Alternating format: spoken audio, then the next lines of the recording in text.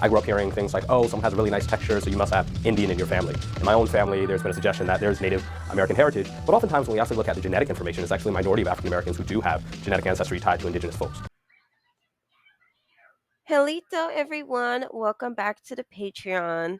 So today I'm going to do a video review on this video called Ask a Black History Professor, Do All Black People Have Native American in Them?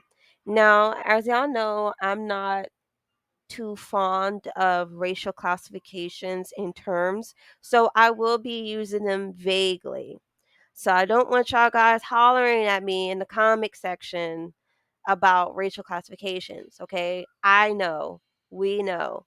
But for the sake of this video, I will be using terms like black vaguely, okay? So, and also quote unquote Native American, as that's what he said in the video. So I'm just using these terms vaguely so y'all know what I'm talking about and we're all on the same page. Moving on. So today we're diving into a topic that often comes up in family conversations, classrooms, and social circles. The notion that many African Americans have quote unquote Native American ancestry. So let's break down some of these points and clarify some common misconceptions, particularly when it comes to the genetic ties between so called Black people and American Indian communities, the importance of genealogy, and the broader historical context. My name is LaRue Lewis McCoy, and I'm a professor at the City College of New York, CUNY. Yeah, this is a really popular one that I get in my class a lot. And a lot of it just comes from the casual conversations that we have around family and friends. So I grew up hearing things like, oh, someone has a really nice texture, so you must have Indian in your family. In my own family, there's been a suggestion that there's Native American heritage, but oftentimes when we actually look at the genetic information, it's actually a minority of African Americans who do have genetic ancestry tied to Indigenous folks. Now that doesn't mean that Black people and Native American folks haven't been co-located in a number of spaces, whether you're talking about New York as a state, whether you're talking about Massachusetts or down to Mississippi. There's a long history of the collaboration of the communities. When you think about places such as Florida and the Seminole Indians, you see free Blacks and runaway folks who are escaping institutional slavery connecting up with Native Americans. So there are social ties, but often the genetic ties are overplayed. And what's really important is that contemporarily for Native American folks, membership in a tribe means a lot. There's actually a government designation. So I think it's important for us to do the work of genealogy and understanding where we're from, but also not make casual connections when we have some of the technology and ability to get at the root more fully.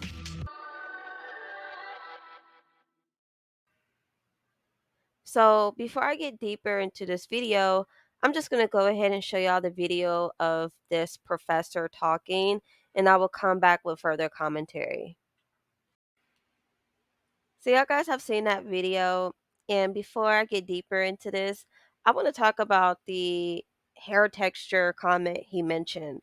So a lot of people think that having a quote unquote nice hair texture equals indigenous ancestry, and that is untrue. A common statement in many Black American households is, oh, you must have Indian in your family because of your hair texture. This belief is rooted in colorism and texturism, where lighter skin and certain hair textures are seen as signs of Native American ancestry. But we all know that's not true, okay? Just because you see someone with light skin and straight hair or wavy hair doesn't mean that they are indigenous. But let's be clear though, hair texture alone is not proof of any specific ancestry. People of African descent have a wide variety of hair textures, from tightly coiled to loosely wavy hair. And also, Black Americans can have these hair textures and even straight hair too. Having straight hair isn't exclusive to modern day natives. The assumption that certain features automatically point to Native American ancestry is a simplistic way of thinking about identity. It disregards the fact that genetic traits can be shared across multiple populations due to historical mixing or a natural occurrence. And it reinforces a narrow understanding of what American Indians look like, ignoring the wide variety of appearances within indigenous communities themselves. So, and I have seen plenty of indigenous people, and even in paintings with afros, with coily, kinky hair. So those things are not synonymous with being African because indigenous people around the world who are of darker hue have those textures as well. So I just wanted to point that out. So now let's talk about the whole genetic ancestry talking points that he mentioned. So it is true that many Black Americans have been told that they have quote unquote Native American ancestry. And it's also true that genetic evidence often shows that only a minority have significant genetic markers linked to modern day Native populations. However, we need to understand why this is the case. The genetic studies that analyze quote unquote Native American ancestry are often based on reference populations that are not fully representative of all American Indian groups, particularly those who lived in close proximity to those who are seen as Black or were subject to paper genocide. Furthermore, many indigenous communities that were deemed as Black or that were in close proximity to those who were seen as Black were systematically excluded from these studies.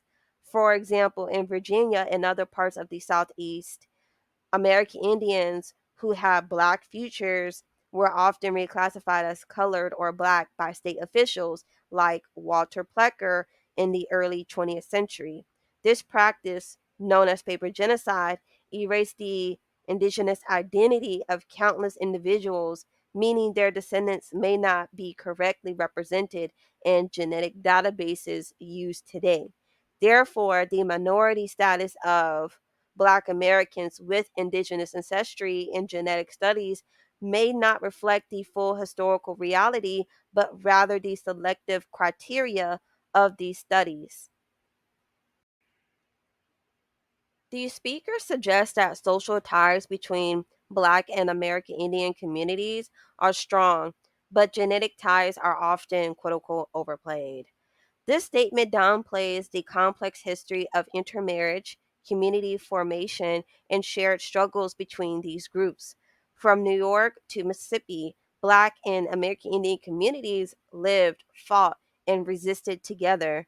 In Florida, for instance, the Seminole people formed close bonds with runaway enslaved Black people, resulting in the Black Seminoles.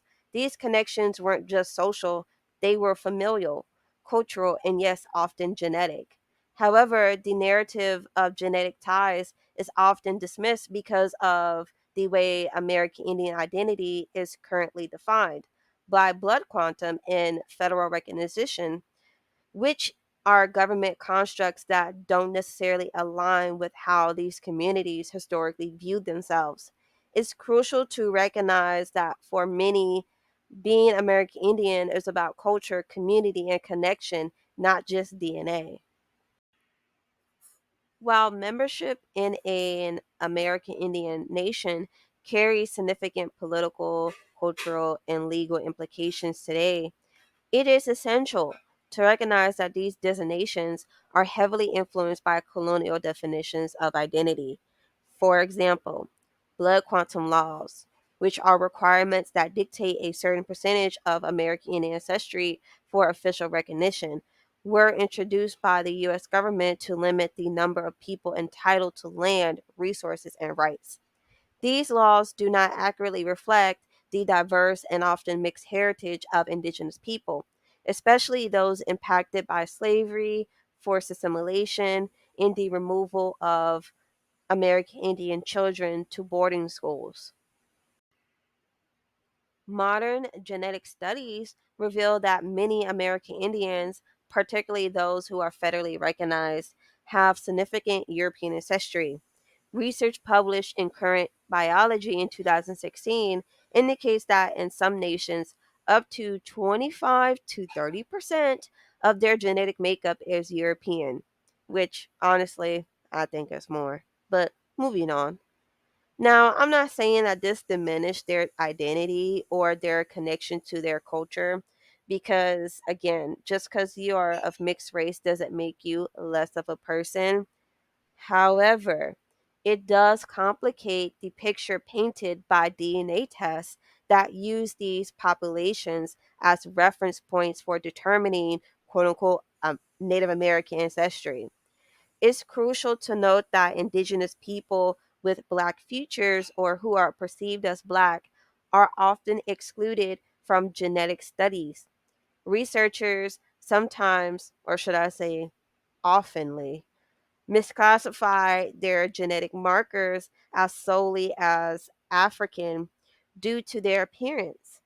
This creates a biased understanding of American Indian ancestry, often comparing Indigenous people with significant Black ancestry to those with more European ancestry.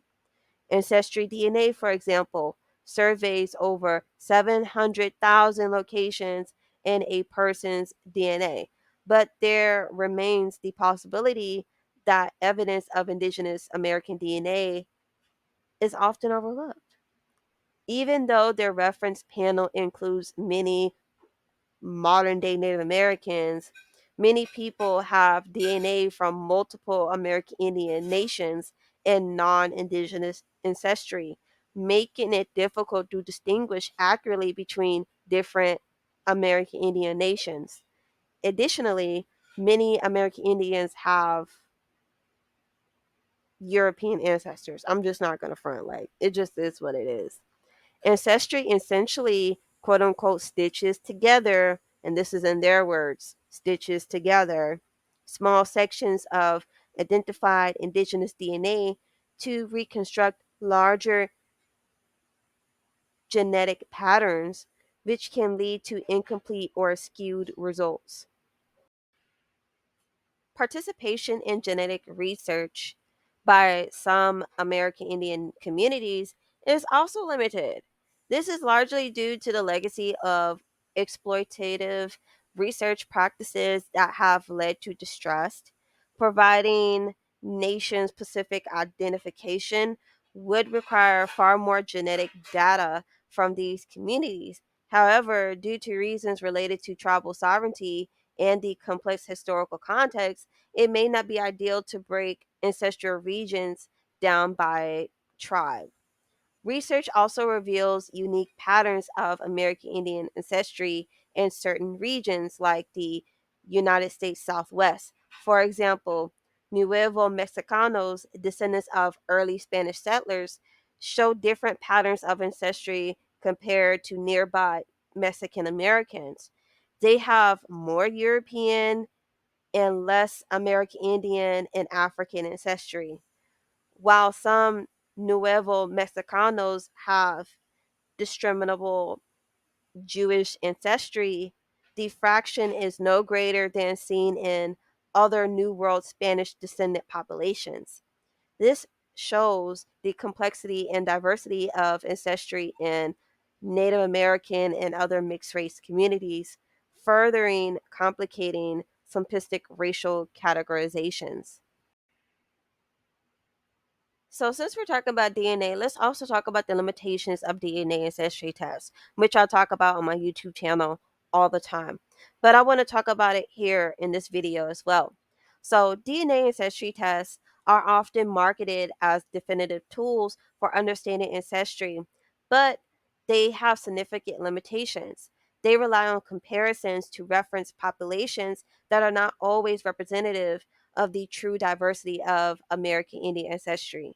Many of these databases underrepresent indigenous groups who look back or of mixed ancestry due to the very same issues of paper genocide and exclusion. Thus, Black Americans seeking to uncover their indigenous roots might have received results that don't reflect the full complexity of their heritage. Furthermore, DNA ancestry tests don't account for the social, cultural, and political dimensions of identity. For example, someone who may have no genetic markers for American Indian ancestry, but still be deeply connected to indigenous culture, practices, and community. Identity is not only about DNA, it's also about history, culture, language, and self determination. I want to take a second to challenge the narrow perceptions of Indigenous identity. The idea that there's a singular look for American Indians is a narrow and historically inaccurate way of thinking. Indigenous people in the Americas have always exhibited a range of skin tones, hair textures, and features. The colonial mindset has sought to impose strict racial categories, but the reality is far more diverse. Colorism and texturism have long been tools of division within both indigenous and Black American communities. Many people think of American Indians as having straight, dark hair and reddish brown skin, but this is a stereotype that ignores the incredible diversity of indigenous peoples. In fact, many indigenous people have lighter or darker skin, varying hair textures, and facial features that reflect centuries of complex intermixing, or just something that naturally occurs in the tribal nations itself. So just because someone doesn't fit a stereotype doesn't mean they lack indigenous heritage. This video that the historian participated in is a clear example why people need to gain a fuller understanding of identity. To fully understand our identities, we need to go beyond superficial markers and narrow thinking and narratives.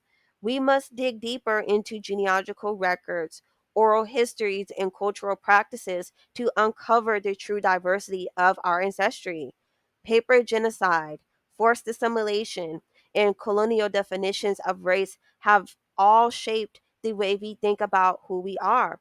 But it's up to us to reclaim these stories, recognize the diversity within our communities, and honor the full spectrum of our heritage.